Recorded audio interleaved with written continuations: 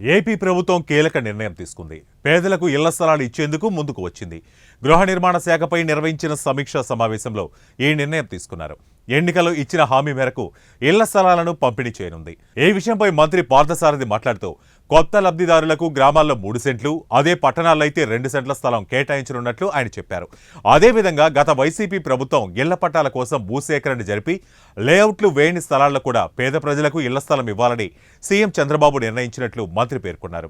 అయితే ఇళ్ల నిర్మాణానికి సంబంధించి తమ ప్రభుత్వం అత్యంత ప్రాధాన్యత ఇస్తుందంటూ సీఎం చంద్రబాబు సమీక్షలో పేర్కొన్నారు. రానున్న 100 రోజుల్లో 1.25 లక్షల ఇళ్ల నిర్మాణం పూర్తి చేస్తామని ఆయన తెలిపారు. వచ్చే ఏడాదిలో మొత్తంగా 8.25 లక్షల ఇళ్ల నిర్మాణం చేపట్టనున్నట్లు సీఎం చెప్పారు. గత వైసీపీ ప్రభుత్వం ఎన్టీఆర్ ఇళ్ల లబ్ధిదారులను పక్కన పెట్టింది. ఇళ్లు పూర్తయినా కూడా వాటికి పేమెంట్లను చెల్లించలేదు. ఇలాంటి బాధిత లబ్ధిదారులకు చెల్లింపులు జరపాలంటూ చంద్రబాబు అధికారులను ఆదేశించారు. మధ్యతరగతి ప్రజలకు ఎంఐజీ లేఅవుట్లను ఏర్పాటు చేస్తామని చెప్పారు. జర్నలిస్టులకు కూడా ఇళ్ల నిర్మాణం చేపట్టి తక్కువ ధరలకే ఇళ్లను నిర్మించి ఇవ్వనున్నాం.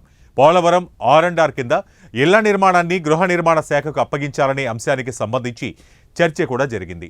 అయితే ఇప్పటికే ప్రారంభించిన ఇళ్లను పూర్తి చేస్తాం. గత ప్రభుత్వం పలువురికి ఇళ్ల స్థలాలు ఇచ్చింది, కానీ అక్కడ మౌలిక సదుపాయాలను కల్పించలేదు. అలాంటి చోట మౌలిక సదుపాయాలు కల్పిస్తాం. గత వైసీపీ సర్కారు వల్ల ఒక్క హౌసింగ్ శాఖలోనే 10,000 కోట్ల వరకు నష్టం వాటిల్లింది.